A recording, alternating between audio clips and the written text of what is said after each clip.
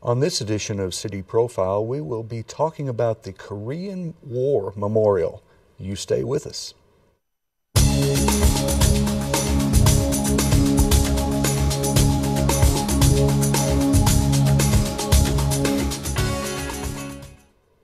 Hello and welcome to City Profile. I'm Tom Butler, and on today's show we have three distinguished guests, and we're going to be talking about a project that's going on in the city right now, and that is a memorial for the Korean War veterans. And so with me today I have Linda Ogden, who is the artist for the memorial, Gayle Kaler, Paducah City Commissioner and member of the committee. Linda's also a member of the committee that is overseeing this project. And another one of my favorites, former commissioner, but I always call him commissioner because he was a commissioner for a long time, Robert Coleman, but not only that, a Korean War veteran. So thank you for being here today, panel. And I think I'd like to start off with a couple of members of the committee, Linda or Gayle, either one. Tell me how this project got started and got to the committee for it to get in the pipeline. Well, I was contacted by members of the Korean War Memorial Committee from the American Legion, and I was asked to make some proposal designs, and I made 4 designs, and they chose one particular design that we're going to be doing. Okay. And Commissioner Kaler, what's your role on the committee? My role as a city commissioner is to approve the money for the memorial. The committee went to the county, McCracken County, to Judge Newberry and to the commissioners there. They were certainly in favor of this, and then the committee came to the city commission and asked for an equal amount of money, $15,000 from each, and we both have given that money to the committee to move this process forward. As a member of the Monument Committee, we have one commissioner that sits on that committee, and we formed that committee after the World War II memorial. We knew that we needed guidelines in place for locations, for materials, for design, and that's made up of 2 department heads from the parks and planning, city commissioner, and 4 members at large. 3, I'm sorry. And Linda is a member of the Monument Committee. We have her as the artistic arm of the committee. And then we have John Robertson, and he's the historian. Yes. And Tommy Thompson, who for years worked with Mr. Beasley and Beasley Monument and has a lot of knowledge of materials. So it's a good project. We're working on it. But before we go any further on that, I wanted to talk to Commissioner Coleman. The Korean, at one time, was called the conflict, yes, it war, and tell me what your distinction is. We were talking about it. My distinction began in 1950. I completed high school at the end of May in 1950. 25 days later, June 25th, 1950, the North Korean Army proceeded what was designated as the 38th parallel into South Korea, and that began what was sometimes called the Korean conflict. And it also brought about a thorough and aggressive indoctrination, or drafting, I should say, drafting of young men into the armed services. We still had to draft at that time. And being right out of high school, a month prior to that, I calculated what was going to happen to me, and I felt like they were getting close to drafting me into the United States Army, and I had a preference. I wanted to go to the United States Air Force and get involved into something technical, and that's what I ended up getting involved in, was the United States Air Force. And from that and my thirst for history, in my opinion, we all have opinions, it was as much a war as any other war that this government has fought. We had casualties, we had death, we had disabilities, and we had all of those things. As you pointed out before the show, if you get killed in a conflict, you're just as dead. You're just as dead as if they call it a war or conflict. Do you have any idea of the statistics of the casualties that the Americans I think the American casualties for the Korean Wars was somewhere around 30-some-odd thousand dead. That did not count those who ended up with disabilities and other things that affected their methodology or means for making a livelihood. Mm. Does anyone have any idea how many Korean War veterans that we have in this region? Well, I'm a veteran, but I don't have any idea as to how many are in this region. But as I said, we had the draft still going at that time. And so they were aggressively bringing young men into the military. Okay.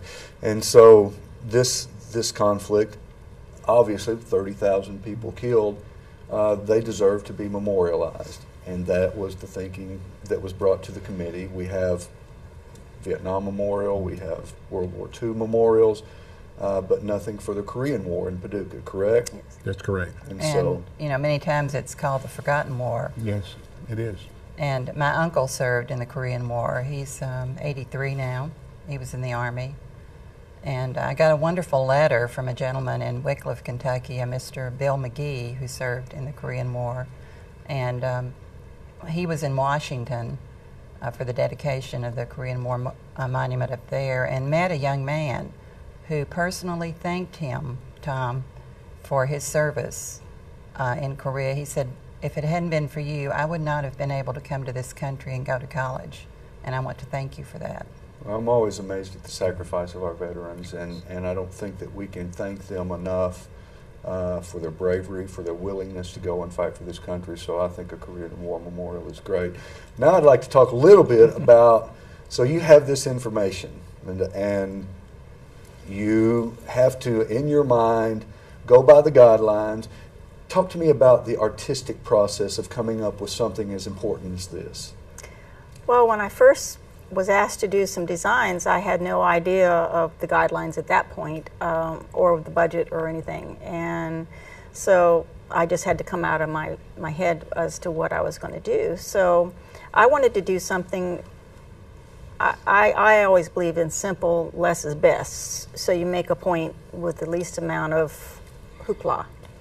And I made 4 designs, tried to make them as different as possible so they could have something to choose from. The one that was chosen is with black granite, which to me is a very solemn color and very elegant.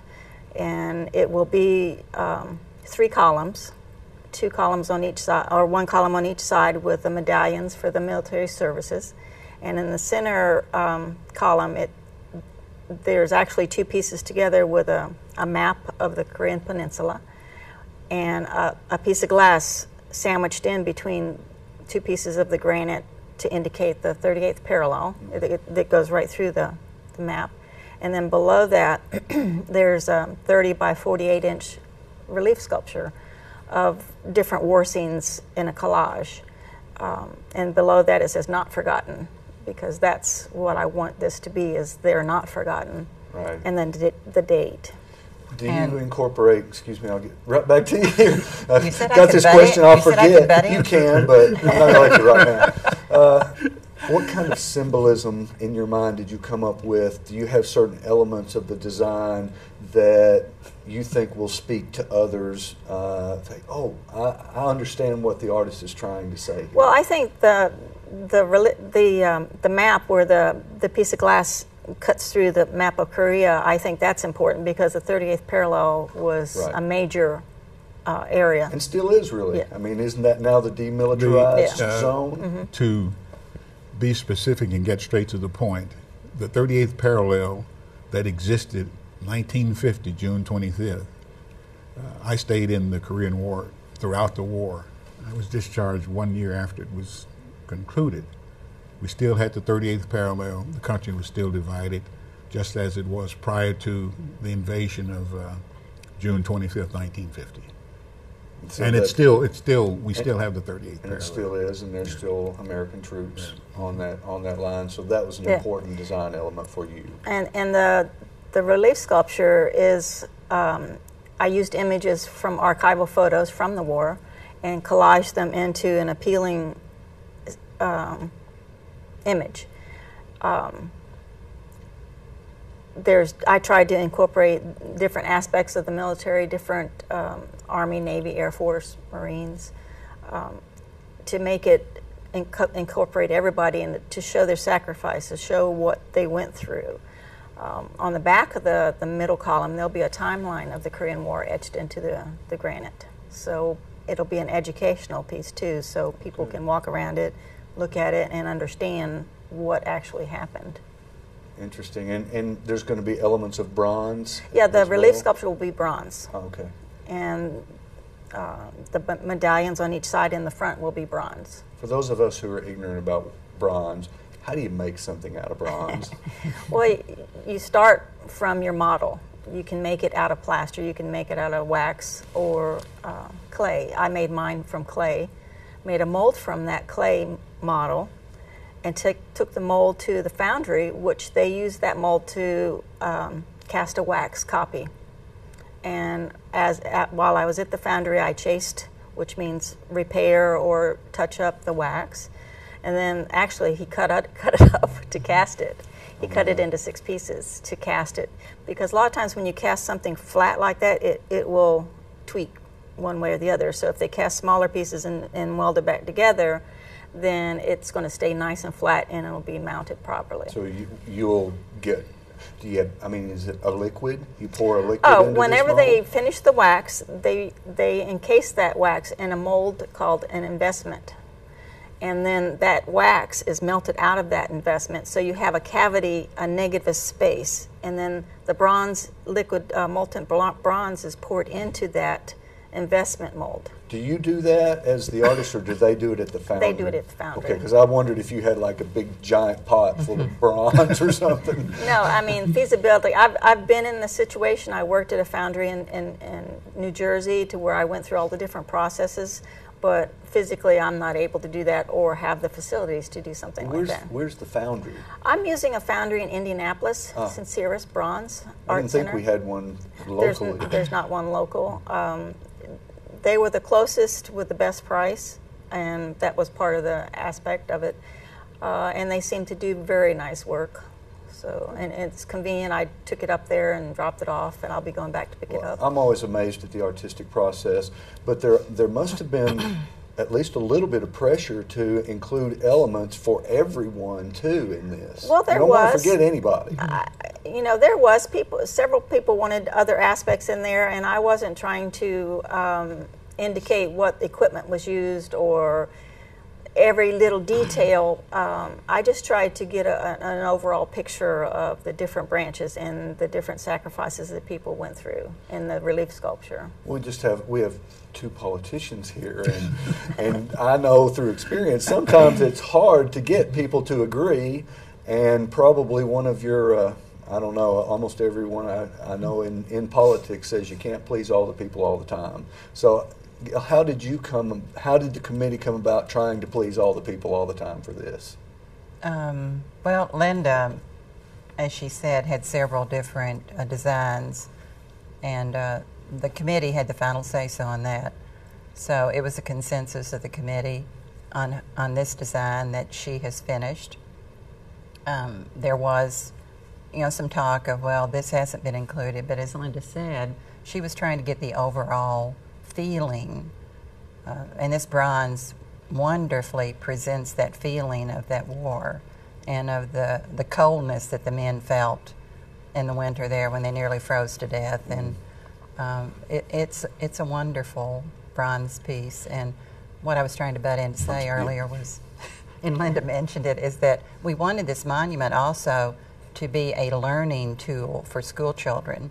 So the timeline on the back will be wonderful to have different school groups combined. I don't think children today maybe get as much history as we did several years ago. So, Commissioner Coleman and I did a recent program where he was touting history and the knowledge of history. So this will fall right in with one of your core Let me add to that if I may. passions.